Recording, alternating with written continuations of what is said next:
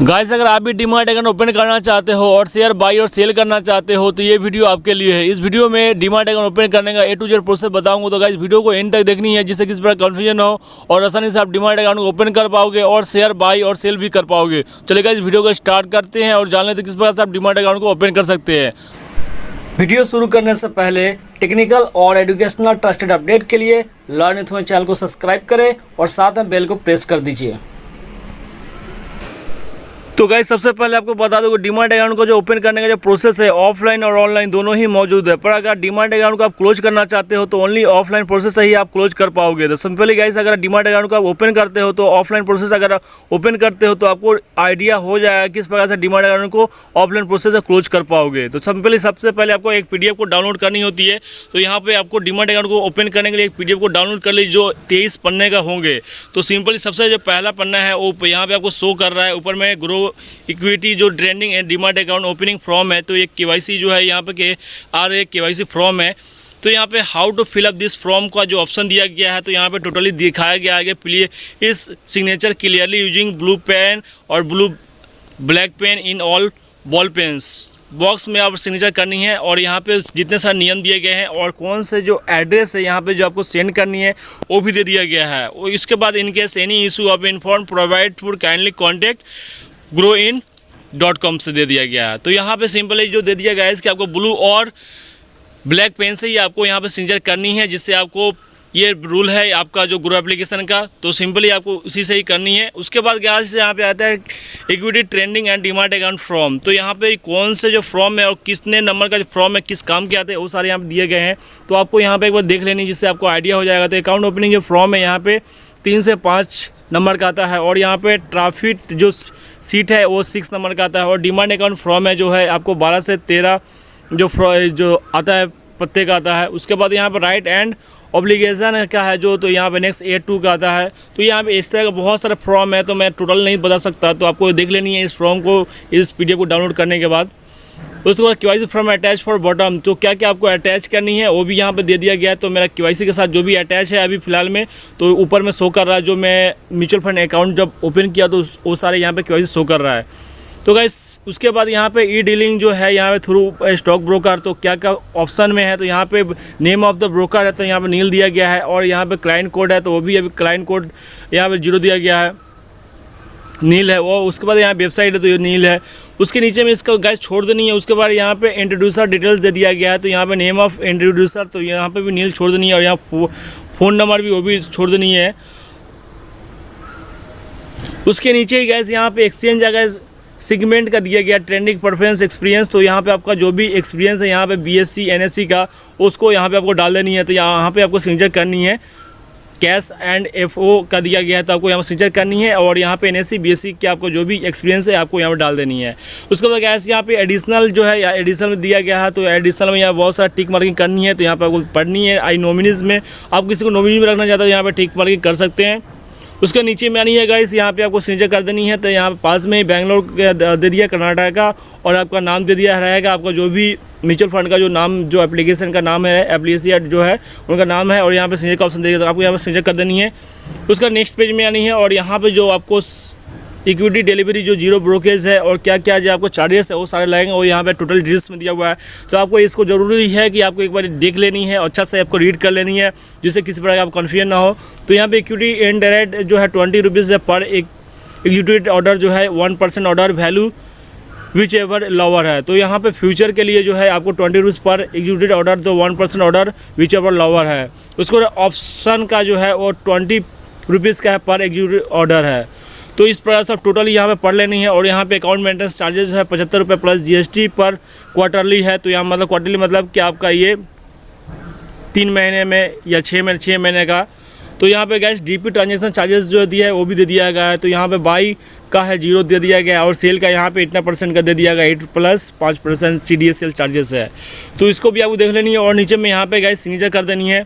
उसके बाद नीचे में और बैक करके आनी है और आने के बाद यहाँ पे कौन कौन से डॉक्यूमेंट्स है वो वेरीफाई करते हैं आपको लगेंगे तो यहाँ पे आपको डाल देनी है। उसके बाद यहाँ पे next billion technology private limited यहाँ पे सिग्नेचर ऑथराइजेशन का जो सिग्नेचर करनी है और करने के बाद यहाँ बैक करके नीचे और आनी है और यहाँ पे आपको बहुत सारे जो दिए गए हैं कुछ रीडिंग करने के लिए आपको इसको देख लेनी है और पढ़ लेनी है।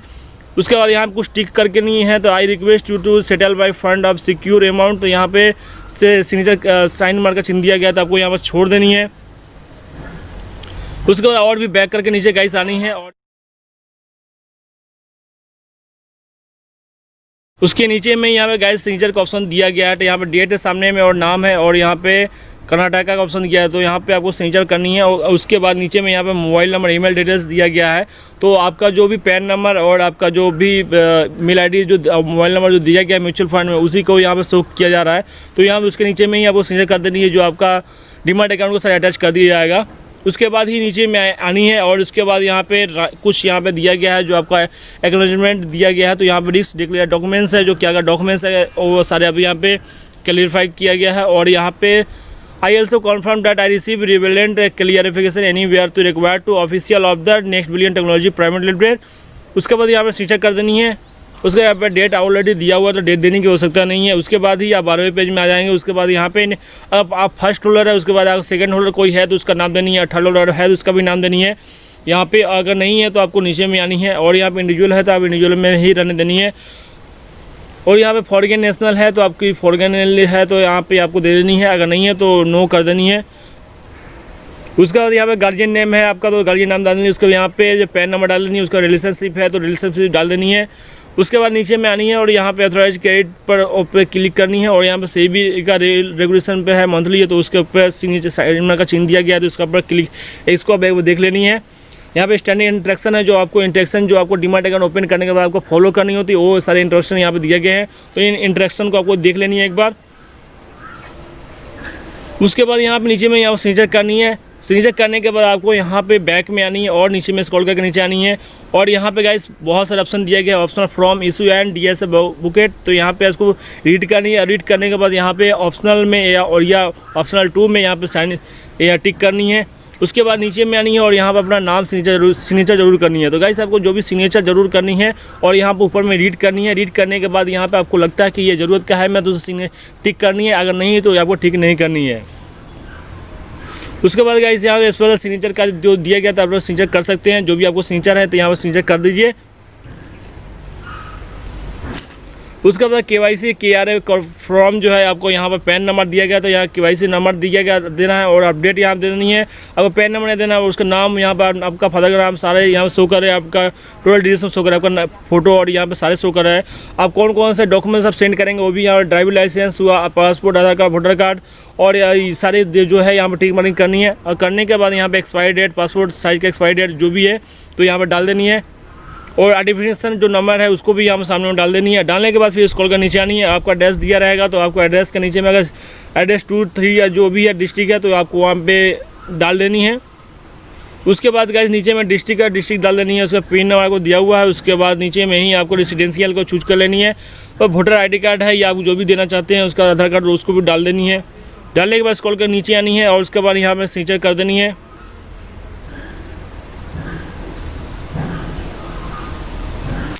उसके बाद स्क्रॉल करके आने के बाद गाइस यहाँ पे आपको सिग्नेचर करनी होती है, तो आपको सिग्नेचर कर देनी है। उसके बाद यहाँ पे एम्प्लॉय नेम है, अगर एम्प्लॉय नाम डाल लीजिए। यहाँ पे एम्प्लॉय कोड ID है तो वो भी नहीं, कोई डेस्टिनेशन है तो उसको ये डाल दीजिए।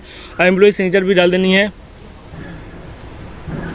उसका पैन का आपका फोटो आ जाएगा, और उसके बाद यहाँ ई सिग्नेचर का शो करे, तो यहाँ पे ई सिग्नेचर पे साइनिंग करनी है, सिग्नेचर करनी है। उसके बाद यहाँ वोटर कार्ड का शो करेगा, यहाँ पे आपका नाम के साथ नीचे ही सिग्नेचर कर देनी है। उसको यहाँ फोटो शो करेगा, उसके बाद ही आप लास्ट सिग्नेचर यहाँ पर कर देनी है। उसके बाद ये फॉर्म फिलअप हो जाने के बाद गाइस आपको जो भी डॉक्यूमेंट्स आप फिलअप किए हैं उसे या टिक मार्किंग किए उस डॉक्यूमेंट्स का इस फॉर्म के साथ अटैच करके आपको जो एड्रेस फर्स्ट वाला पेज में एड्रेस है उसी के एड्रेस, उन्हीं एड्रेस पर आपको इस फॉर्म को सेंड कर देनी है। सेंड करने के बाद आपको 8 से 9 डेज़ के बिजनेस वर्किंग डेज में आपका जो ओपन है वो आपका जो अकाउंट है उसे ओपन कर दिया जाएगा। ओपन करने के बाद आपका आसानी से आप अपना डीमैट अकाउंट में इन्वेस्ट कर पाओगे और स्टॉक बाई और सेल भी कर पाओगे। तो आई होप फ्रेंड्स आपको समझ में आ गया किस प्रकार से ऑफलाइन आप डीमैट अकाउंट को ओपन कर सकते हो।